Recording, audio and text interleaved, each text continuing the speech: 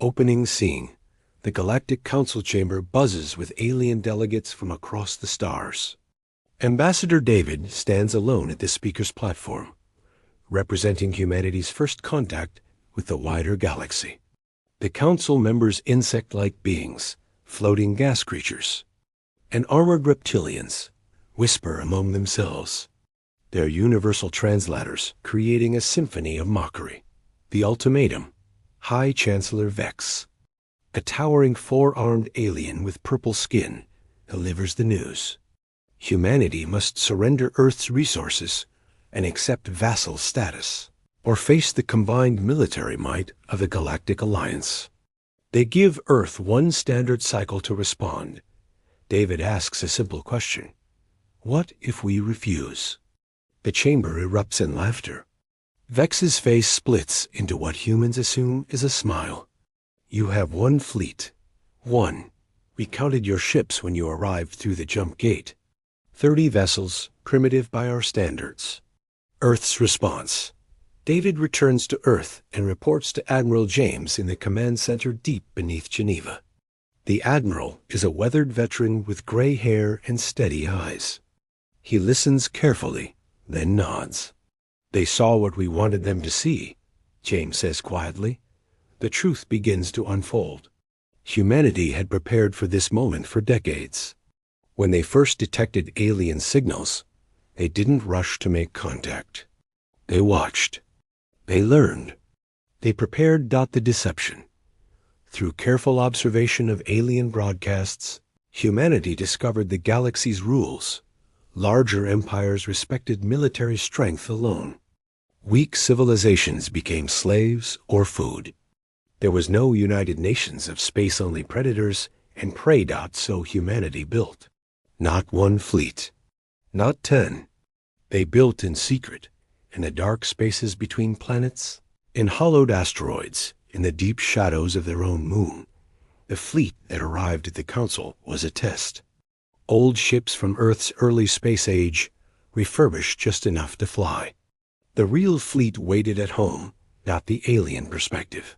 Meanwhile, on the command ship of the Galactic Alliance, Commander Rex prepares his forces.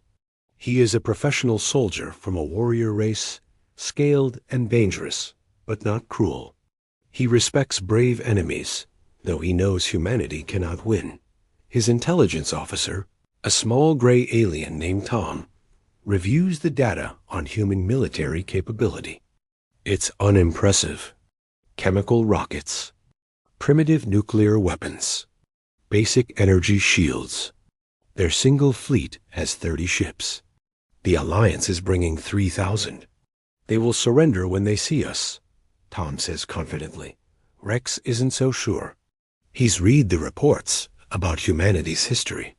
They fight each other constantly. Thousands of wars across their brief existence. Maybe they don't understand when they're beaten. The gathering storm. Back on Earth, Admiral James activates Protocol Nightfall.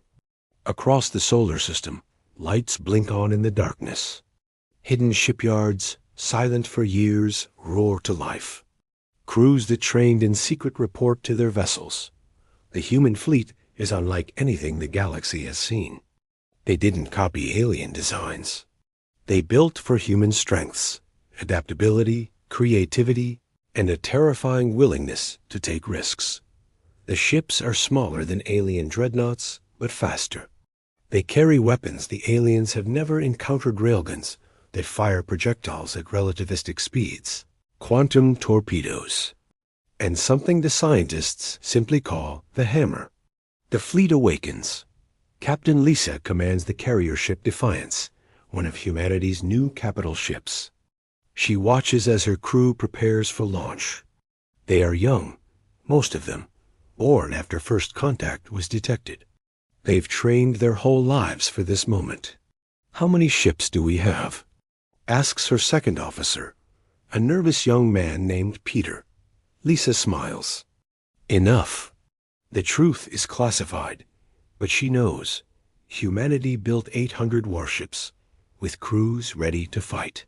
Not as many as the Alliance, but enough to make them pay for every meter of space. The message: Earth sends its response to the Galactic Council. It's delivered by David, still standing in that same chamber, but now his voice is steady and cold. Humanity declines your offer. If you want our world, come and take it. But know this, we are not the weak species you believe us to be. We are not unprepared, and we do not surrender. Vex laughs again, but this time it sounds forced. You doom your species with your pride. Our fleet arrives in 3 days. Pray to whatever gods you worship. David turns to leave, but stops at the door. We'll see you soon, Chancellor, and you'll see what humanity really is. Asterisk the Alliance arrives. 3 days pass in tense silence.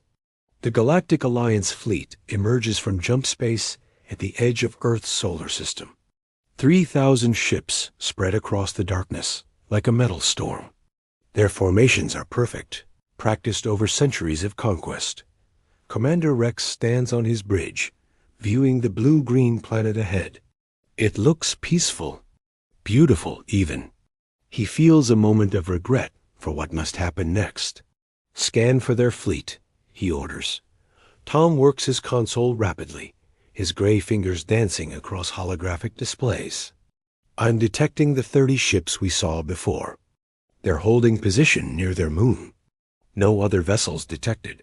Rex frowns. 30 ships against 3,000. They must know this is suicide. Perhaps they hope we'll show mercy, Tom suggests. We're not monsters, Rex says quietly. Open a channel.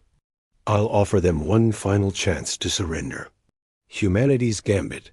Aboard the Defiance, Captain Lisa receives the incoming transmission. Rex's face appears on her screen, scaled and alien. But his eyes show something she recognizes. The look of a soldier who hates unnecessary death. Human Commander. This is Commander Rex of the Galactic Alliance. You are outnumbered 100 to 1. Surrender now, and your people will be treated fairly under Alliance law. Fight, and you will be destroyed. You have 1 hour to decide.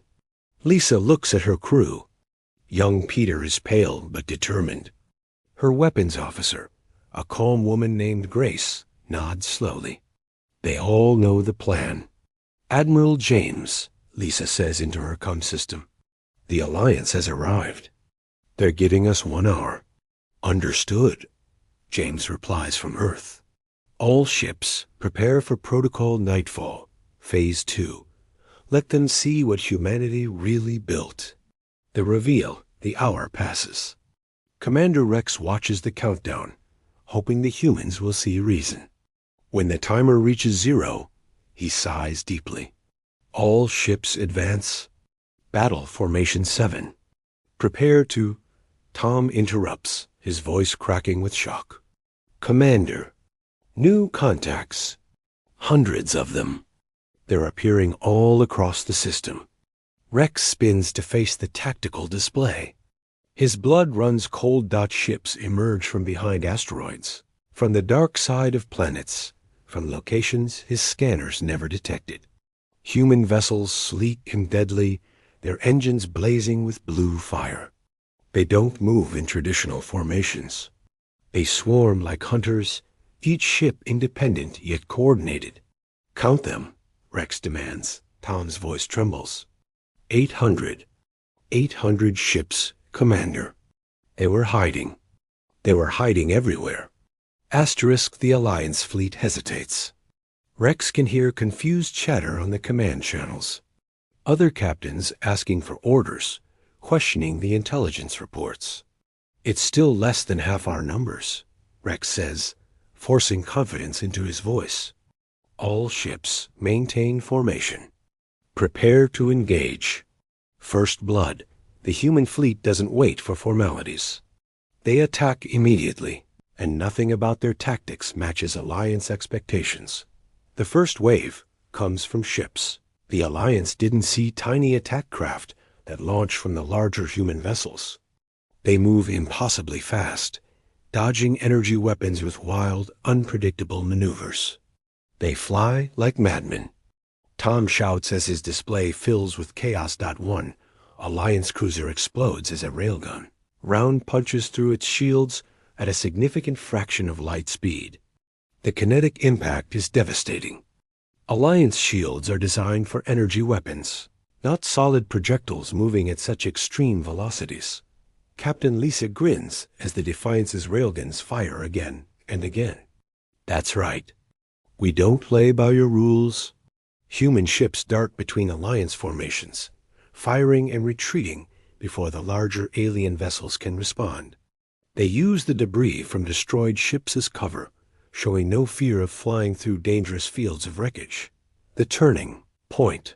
Commander Rex realizes with growing horror that his fleet is in trouble. The humans fight with a ferocity he's never encountered. They ram damaged ships into Alliance vessels. They detonate their own reactors when surrounded, taking enemy ships with them. They're not fighting to win, Tom says, eyes wide. They're fighting to hurt us as badly as possible.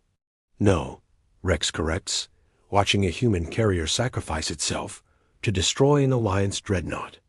They're fighting to protect their own. There's a difference.